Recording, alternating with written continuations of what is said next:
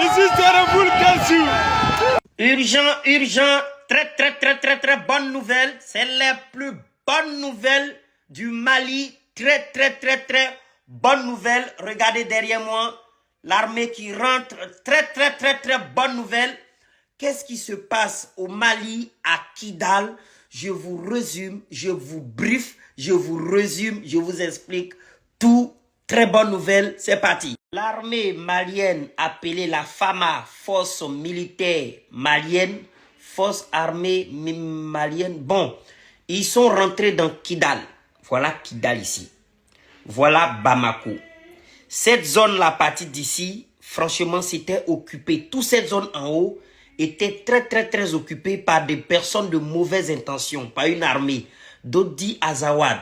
Quand tu vas sur les réseaux sociaux, quand tu entends Azawad, ils disent ce bout du pays là, de là jusqu'à là-bas, c'est pour eux.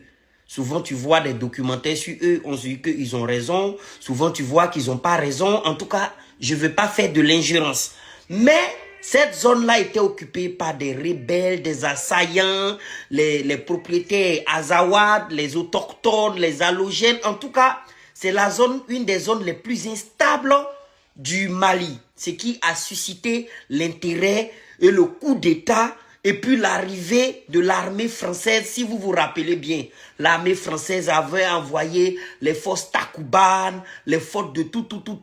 En tout cas, tout ce tintamarre qui se passait entre rebelles, forces armées, tout ça là a créé le coup d'État d'Assimi Goïta. Parce qu'ils n'arrivaient pas à prendre le contrôle de cette zone à partir d'ici jusqu'à là-bas. Ils n'arrivaient pas à prendre le contrôle. On ne sait pas si c'est pour eux.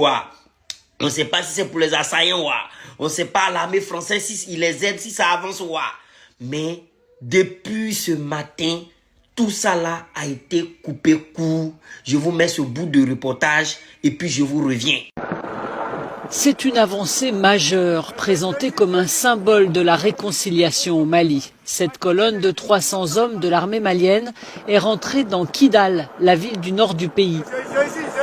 L'armée n'y avait plus mis les pieds depuis mai 2014. La ville était depuis cette époque contrôlée par d'anciens groupes armés rebelles à dominante touareg. Le retour des forces régulières à Kidal est le fruit d'un accord de paix dont l'objectif est aussi de lutter contre les djihadistes.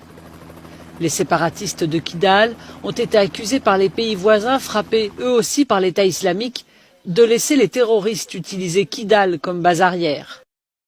Le trajet pour rejoindre la ville depuis Gao, à 200 km, a pris 3 jours, entre peur des mines et des embuscades.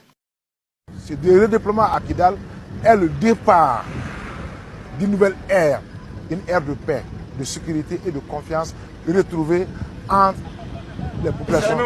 Le Mali est confronté depuis 2012 aux insurrections indépendantistes, djihadistes.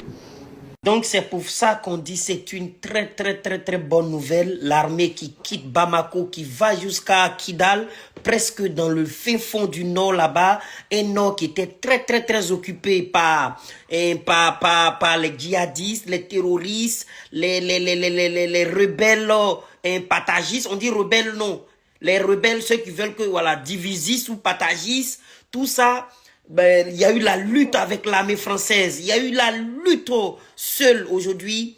Assimi Goïta, c'est un très bon bilan pour lui. C'est un bilan positif. C'est la maison du voisin qui est en train de se restaurer, quels que soient nos différends, quel que soit. C'est une très bonne nouvelle parce que c'est quand il y a palabre chez le voisin que tout le monde est énervé. La tension monte même jusqu'à... Ça monte chez nous tous. On ne sait pas qui a raison, qui n'a pas raison. Mais cette arrivée de l'armée malienne à Kidal, c'est une bonne nouvelle. De là, ça va se contaminer. Vous avez vu que les coups d'État étaient contagieux du Mali au Burkina, du Burkina au Niger. Donc, la lutte contre le terrorisme va être peut-être contagieux du Mali au Burkina, du Burkina au Niger. C'est une bonne nouvelle, une très bonne nouvelle. Sachez que des pays stables sous la sous-région, il va toujours avoir un pays instable. Donc, si là-bas commence à être stable, attention, qui va être instable. Parce que toute cette armée ils ont appris à faire la guerre, ils ont appris à tirer. Après, quand ils vont s'ennuyer, qui est-ce qui va les recruter à leur propre fin? À voir.